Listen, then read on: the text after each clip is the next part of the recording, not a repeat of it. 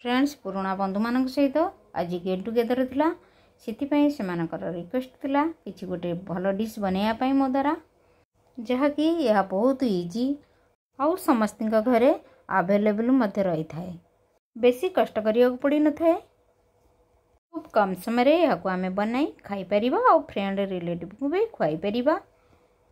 Friends नमस्कार मो विद्युत प्रभा विधु विधान कुकिंग चैनल रो आपण मानकु स्वागत करुछि। आज आपण मानक पई नै आछि आज अनोखा शैली रे बर्फी स्वीट डिश जहाँकि आपण समस्ते यह बनाई परिबे अति कम समय और खाई परिबे जहाँकि समस्त घरे अवेलेबल थाए सुजी आउ हमर गाजर यह नहीं मु आज प्रस्तुत करछि गाजर सुजी रो हलवा बर्फी। ताहले आसंतु जीवा रेसिपी आड़कू रेसिपी रे कौन सब इनग्रेडिएंट नहीं चंती। फ्रेंड्स प्रथम आमे 1 किलो गाजर को नेबा या को धोई चोपा छड़ाई या को कोरी नेबा। फ्रेंड्स एही समय हमर बहुत गुडे प्रोग्राम थिबारु हमकु बहुत काम करिया पड़े थाए तेणु करी मु या को बनैया पई मोर हस्बैंड आ मोर फ्रेंड रो साहाय्य नहीं एते गुड़े बनैया कष्ट हो पड़ो खूब कम समय केमिति बनाइबा तेणुक समस्त हेल्प नहीं। फ्रेंड्स आसंतु जीवा रेसिपी आड़कू। फ्रेंड्स प्रथम कढ़ाई गरम करी देसी घी गरम करनेबा। एबे हमर घी गरम हो गलानी एबे आमे गाजर को फ्राई करनेबा घी रे। फ्रेंड्स या भल भाव में भाजा जेपर्यंत यार पानी अंश न मरी जाइए यह आमे से पर्यंत घेरे भाजिबा। फ्रेंड्स 2 केजी गाजर को आमर घी कम होची तेणु करी आमे आउ 100 ग्राम घी पकाइबा या भल भाव में भाजिबा। फ्रेंड्स एमती भाजिला परे आमर गाजर देखंतु मौली गलानी आउ सॉफ्ट हो आसलानी। एबे आमे ऐड करिबा जागरी पाउडर बा गुड़ पाउडर। फ्रेंड्स आजिकल गुड़र पाउडर मिलूची यदि आपन न मिले आपण गुड़ भी ऐड करि परिबे। एबे आमे यहा को भल भाव में मिक्स करनेबा जेमती गुड़ आउ हमर गाजर भल भाव में मिक्स हो जाए। यहा परे आमे कोकोनट पाउडर ऐड करिबा यहा को पकाई भल भाव में मिक्स करनेबा। फ्रेंड्स बाजार रे कोकोनट पाउडर मिलूची आपण चाहिले नड़िया को कोरिकी भी ऐड करि परिबे। यहा को पकाई भल भाव में मिक्स करनेबा। एबे देखंतु हमर गुड़ गाजर आउ नड़िया कोरा भल से पाग हो आसलानी। या परे आमे ऐड करनेबा मिल्क मेड।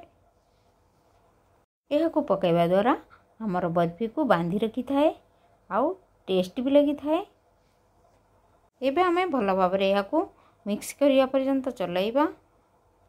आर पटे गैस रे आमे तावा गरम करी घी गरम करिबा। घी गरम करी काजू को सब फ्राई करनेबा। मझे मझे आमर गाजर को भी चेक करनेबा नने गाजर आमर तले लगी जिवो। एबे आमर काजू हो गलानी। एबे आमे काजू को गोटे प्लेट रे काढ़ी नेबा। चूना करिथिबा काजू को एबे आमे आउ टिके फ्राई करनेबा। या परे किशमिश को भी फ्राई करनेबा।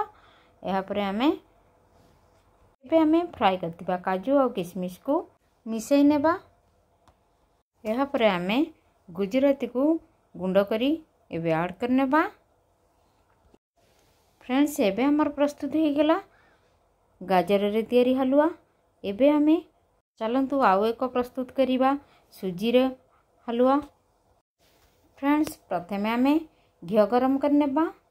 1 केजी सुजी को फ्राई करनेबा घी रे स्लो आंच रे या को भाजिबा जेमिति हमर सुजी को रेड हेबा को देबा नहीं नले हमर हलवा बर्फी भल होबो नहीं तेणु करी आमे धीरे धीरे या को भाजिबा घी रे।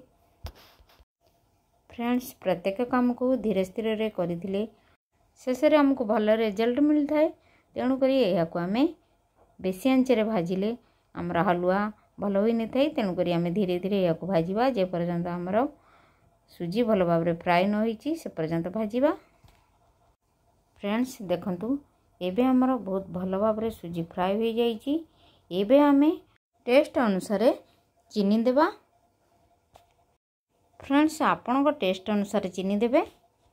एबे आमे धीरे धीरे मिक्स करनेबा। या पर फ्रेंड्स आम जो काजू किशमिश फ्राए कर रखिले या पकई नेबा। या पकई आउ किछ समय चलाइबा। धीरे धीरे एमती करी भाजिला परे एबे आमे लुण 1 स्पून पकाई भल भाव चलाई नेबा बा फ्राए कर नेबा। या परे आमे आगुरु पानी गरम करी रखिले ये पानी के एबे आमे ऐड कर नेबा। हमर सुजी भल भाव फ्राए हो गलानी। धीरे धीरे करी ऐड करिबा। फ्रेंड्स गरम पानी पकेला बेले आमे चलाइबा नहीं कारण बिंडा होई जिवो। ए बांफरे आपे आपे सॉफ्ट होई जिवो हमर सुजी। पानी सुजी सब ऑब्जर्व कर नेले एबे आमे कोकोनट पाउडर रखिले या पकाई मिक्स कर नेबा। फ्रेंड्स कोकोनट पाउडर पकाया द्वारा हमर हलवा और भी टेस्ट होई थाए। तेणु करी या पकाइबा निहाती जरूरी। आपण चाहिले कोरा नड़िया भी पकई पारिबे। मो पाखरे कोरा नड़िया नथिला सेथिपाई मु पाउडर पकाई नेली। आपण कोरा नड़िया देले और टेस्ट होई थाए हमर सुजी हलवा। एबे आमे भल भावरे मिक्स कर नेबा। सुजी चीनी आउ हमर नड़िया कोरा भल भावरे मिक्स होई गेले एबे आमे ऐड करिबा अल्प किछि पानी। देखंतु आउरी सॉफ्ट हो गला हमर सुजी। एबे आमे सुजीर क्वांटिटी देखी आउ 1/2 स्पून लुण देबा।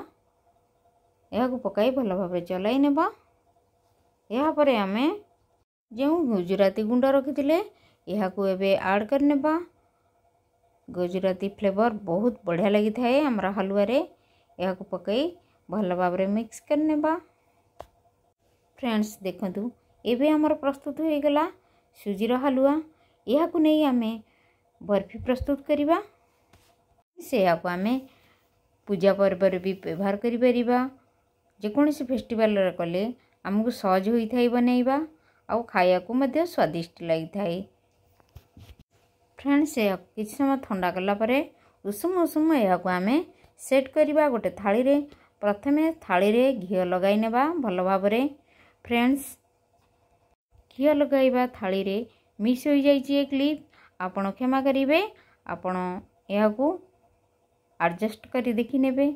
प्रथमे थाली रे घी लगाइबा द्वारा हमर बर्फी भल भाव रे पीस पीस होई बाहर थाए। तेणु कर प्रथमे मु थाली रे देसी घी लगाइबे तापरे सेट कले हमर बर्फी भल भाव रे स्क्वायर होई बाहर थाए।